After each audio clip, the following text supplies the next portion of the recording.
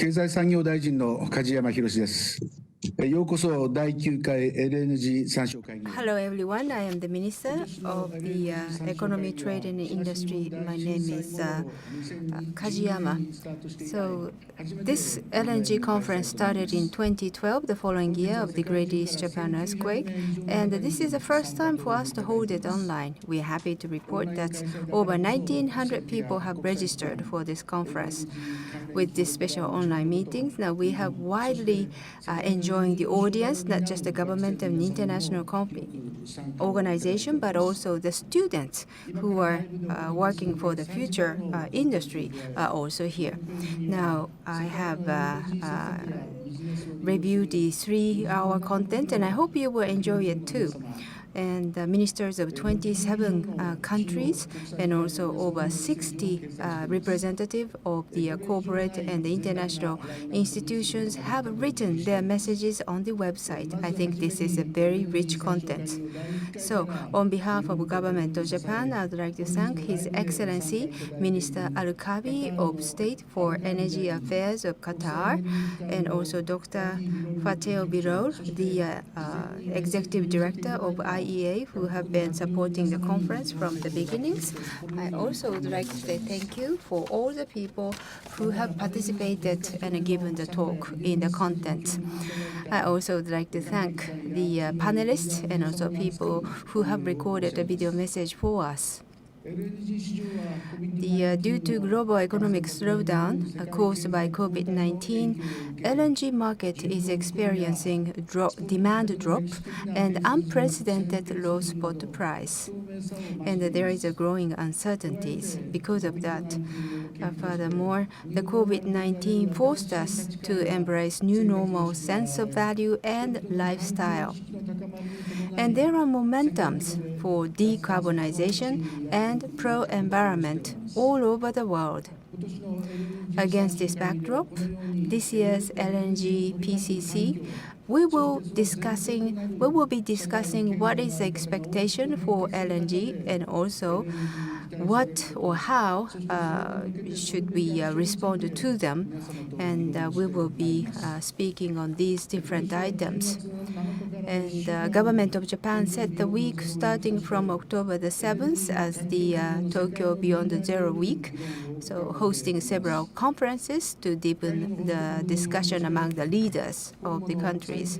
As a host country, Japan sets the GHG emission curtailment in the LNG value chain as the most critical challenge for the future.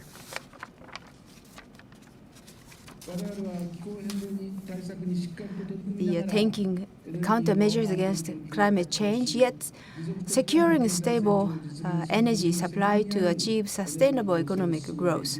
We need to promote responsible energy policies. Having viewed the speeches, video messages, and also recorded panel discussion, I strongly believe that we can use LNG even cleaner for the future. As a METI Minister of Japan, I take an initiative to create cleaner LNG momentum in the world and make sure that make clean LNG cleaner policy that I really would like to share with you today. Now, there is a high expectation for LNG to enable both climate change countermeasures and also economic growth. And now, many countries will import energy furthermore. And recent diversification of LNG sources will expand LNG market, and the mid to long-term contract in Japan and Asia have been based on oil price index. And due to the current oil low price, that it is beneficial for us to import LNG at the cheaper price. However, it may cause slow investment in upstream, may disrupt supply and demand balance in the future. To avoid these risks, LNG market should be attractive enough to draw new diversified players, so the market will be more flexible and also much wider in the world. One of the countermeasure is to diversify LNG tradings. So not just using oil price-based index, but we need to use the diversified indices, really reflecting the supply and demand of LNG and gas. Also, we need to have more flexibility in destination clause, and also we have to have the fair price review for the mid to long-term contract. Then it is going to be increasing in the number of the mid to long-term contracts, so that it is win-win situation for both producer and also consumers. Though we are observing a temporary drop in LNG demand, I haven't seen any forecast for the demand drop up to 2030. And the driver for this future market is Asian countries. Up to now, the government of Japan have committed the finance of $20 billion and also 1,000 people's human resource development.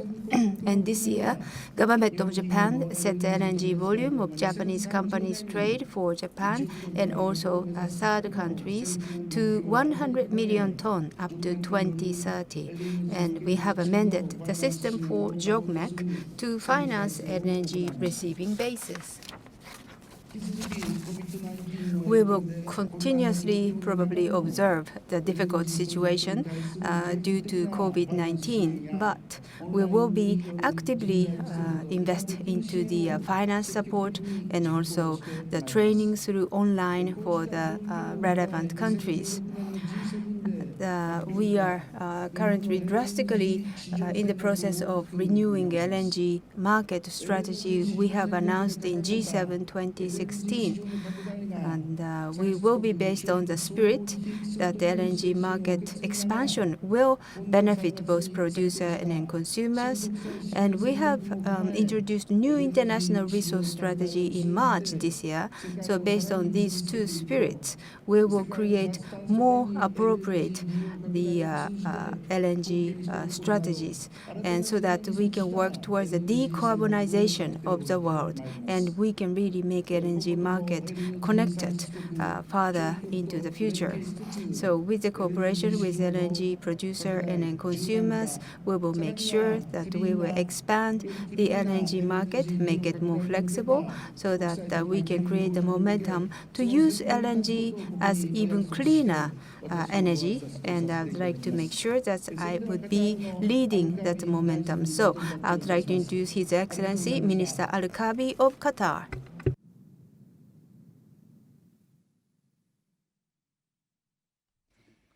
Thank you very much. We would like to call upon His Excellency Mr. Saud Shalida Al-Kabi, Minister of State for Energy Affairs, Qatar, for opening remarks.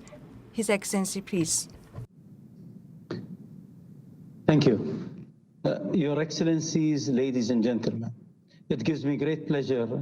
I'd like to begin by thanking His Excellency Kajiyama Hiroshi, the Minister of Economy, Trade and Industry, for his kind invitation and for giving me the opportunity to be once again part of this distinguished gathering. I am pleased to join this important global forum. In normal times, I would be standing before you in beautiful city of Tokyo, as I have done in previous years. However, these are not normal times, as we all, individuals and nations, continue our efforts to combat the COVID-19 pandemic and the challenging circumstances associated with it. Such virtual meetings and events are becoming the new norm, at least for some time.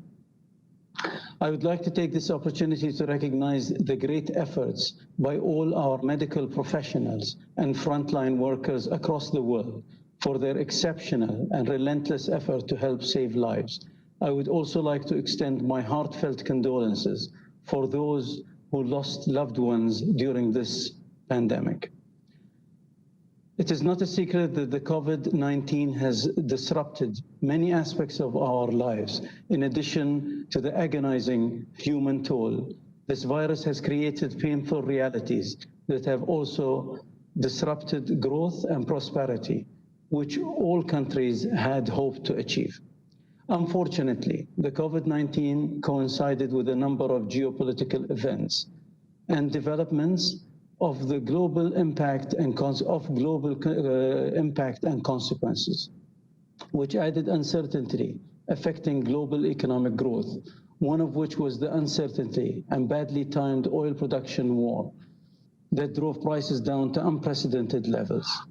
Falling prices catalyzed by a fast evolving pandemic forced many high-cost producers to cancel their drilling plans and even shut in their active wells.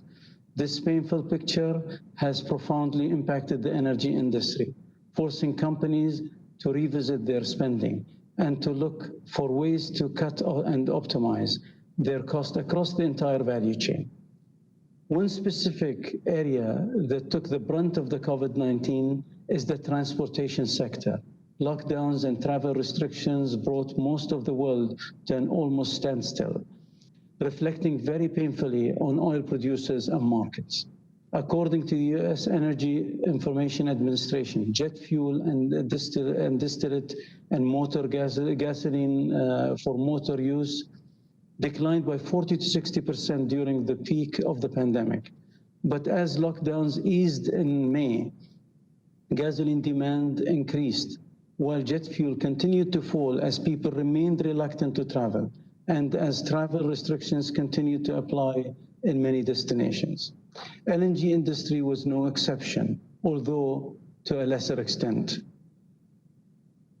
Before the pandemic, the LNG market was already oversupplied. While 2019-2020 winter was unusually warm and demand was relatively weaker than previous years. Additional suppliers were coming into the market as COVID-19 and its implications continued to prolong, which ultimately caused some curtailment.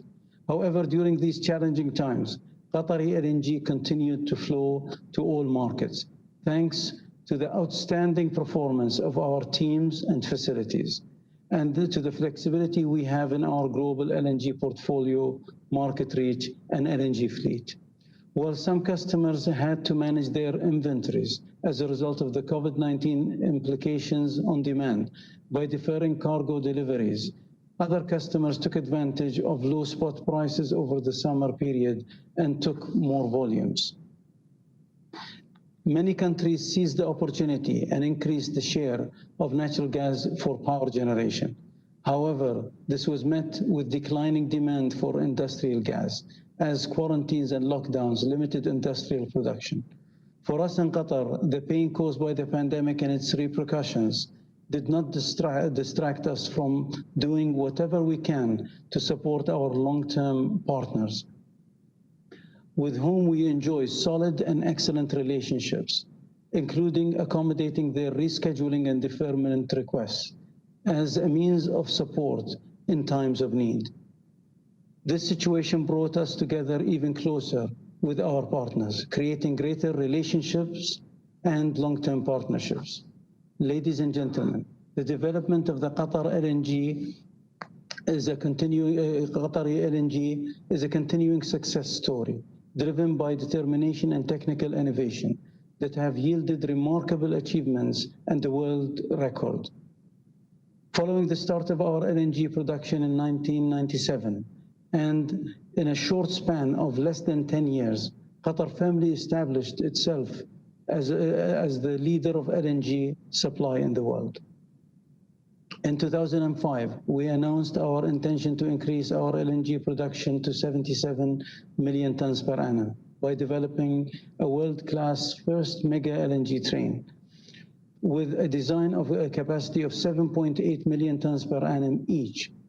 That target has been achieved by 2011, and Qatar maintained its position as the world's leading LNG exporter. In 2017, we announced our intention to increase our LNG production capacity to 110 million tons per annum and as we obtained more data on the capability of our giant North Field in 2019, the target was increased to 126 million tons per annum by 2027.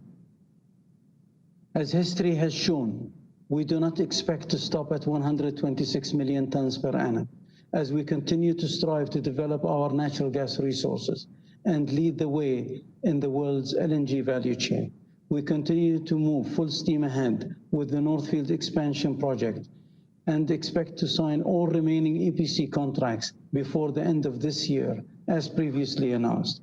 Ladies and gentlemen, our commitment to our environment remains front and center across the whole LNG value chain. As an example of our environmental commitment in this project, the additional LNG will be produced with significantly lower CO2 emission as carbon capture and sequestration is part of the basic design of this new LNG facility. Another example is the fact that transportation vehicles used during the construction phase of the workforce logistics will use CNG as fuel. And that's the electricity required to support the new LNG trains, over and above the power generated by waste streams, will be sourced from a new world-class solar power plant built by Qatar Petroleum. Qatar's engagement and the LNG industry goes well beyond its borders. We continue to strengthen and expand our cooperation with all our existing long-term partners, as well as with new partners across the world, providing security and diversity of the LNG supplies.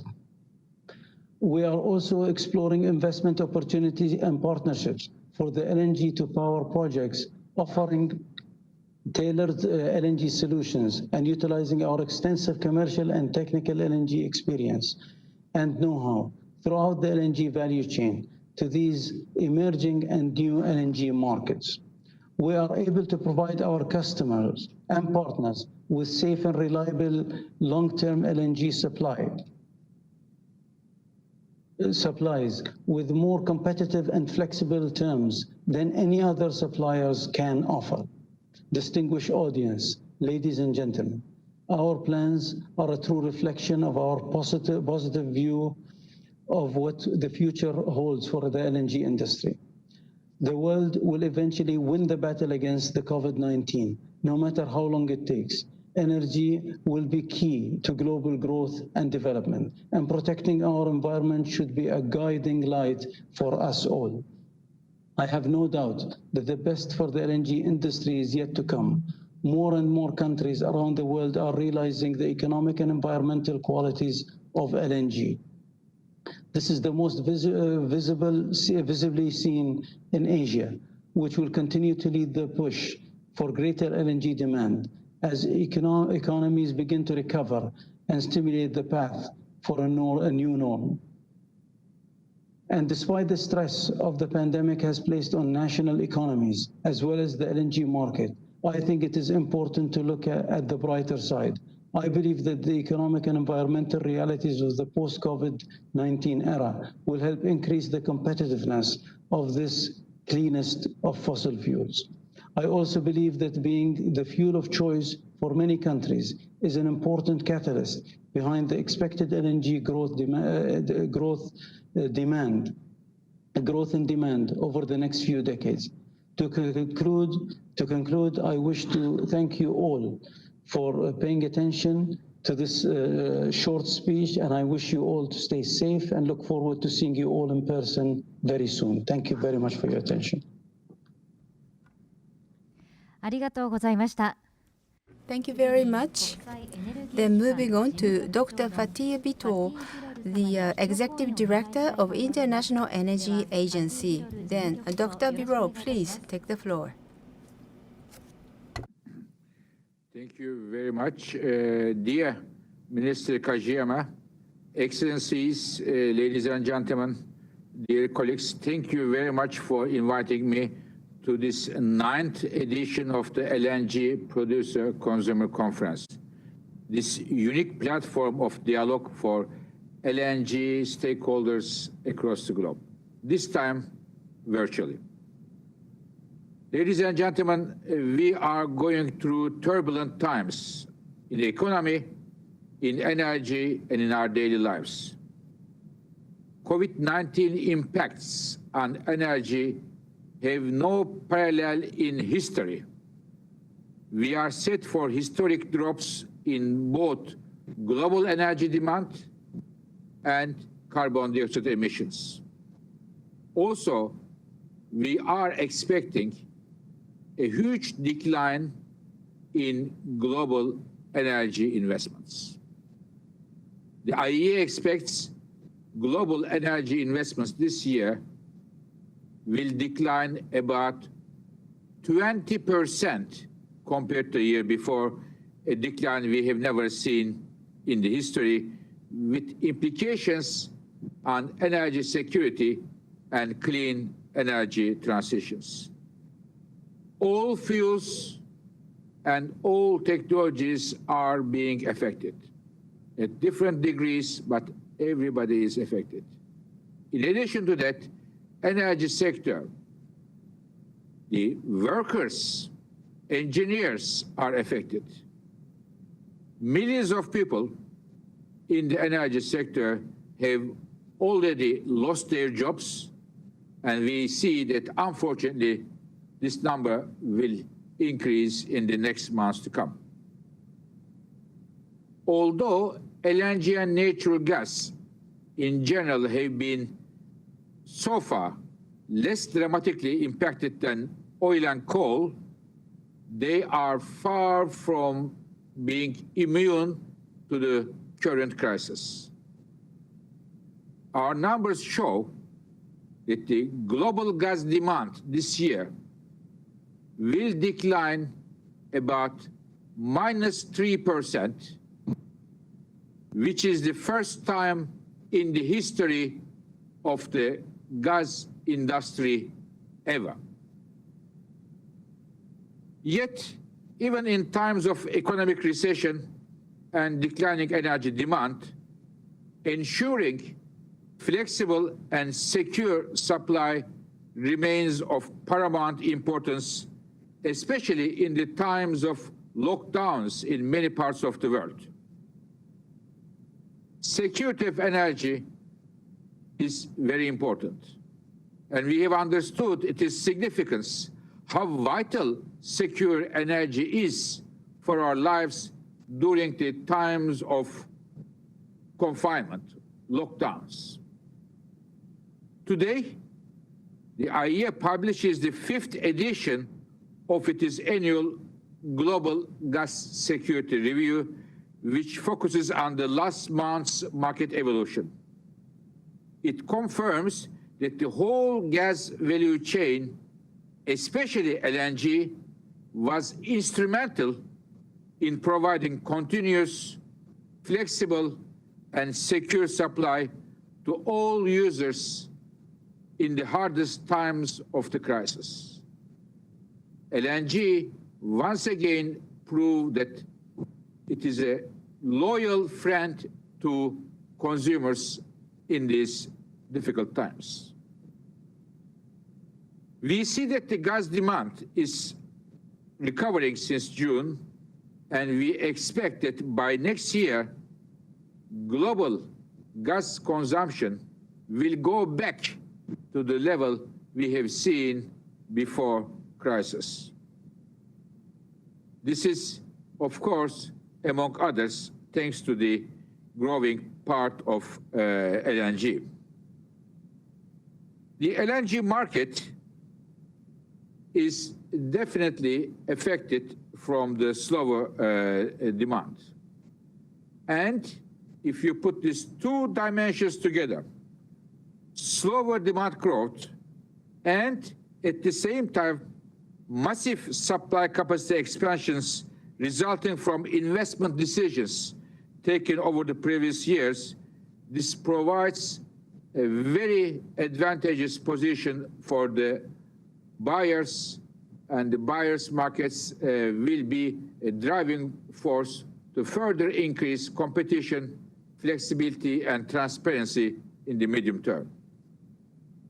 But at the same time, it casts a shadow over the future investment that will be needed to ensure renewal of production sources and global security of supply. Now, ladies and gentlemen, while I would like to praise the support from the LNG industry in these difficult times, I should also say that the gas sector will also have a growing role to play if we are to succeed in meeting our objectives for the climate. As Minister Kajiyama mentioned, reducing greenhouse gas emissions is a key challenge for the energy industry, and as such for the gas industry. And here, I believe, gas industry has its homework to do its own transition to reduce its emissions through increased efficiency and concerted efforts to minimize methane leaks. Methane, a very powerful greenhouse gas. Action on methane is cost-effective, as IEA analysis has repeatedly shown, and it is also important together with the reductions in the carbon dioxide emissions. As new data becomes available from satellites and measurement practices, I am very interested to see that they should come down fast as a result of the LNG industry, and I am sure our colleagues in Qatar are making major efforts to reduce the emissions and to contribute to addressing the climate challenge, as Minister Al-Kaabi just mentioned. Ladies and gentlemen, let me conclude by praising what this LNG Producer Consumer Conference has achieved throughout these 9 years. We, the International Energy Agency, has continued to contribute to this conference every year. Since I took the helm of the IEA, I decided to expand the scope of energy security work of the agency to include natural gas and electricity. We started the annual Global Gas Security Review in 2016 and launched in all the 5 editions in this LNG conference. The main thrust of this review in the past 5 years have always been the flexibility as the cornerstone of natural gas security of supply.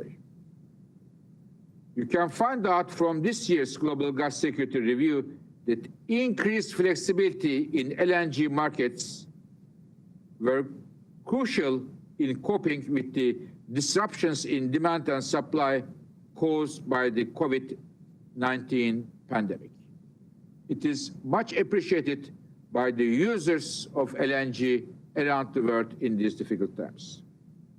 With this, ladies and gentlemen, I wanted to thank and congratulate Minister Kajiyama for organizing this very important meeting, LNG Producers Consumers Conference, at these difficult times, and I really hope to see my Japanese colleagues, Qatari colleagues, and everybody else in next year's meeting, hopefully in Tokyo. Thank you very much for your attention, and greetings from Paris to all the participants.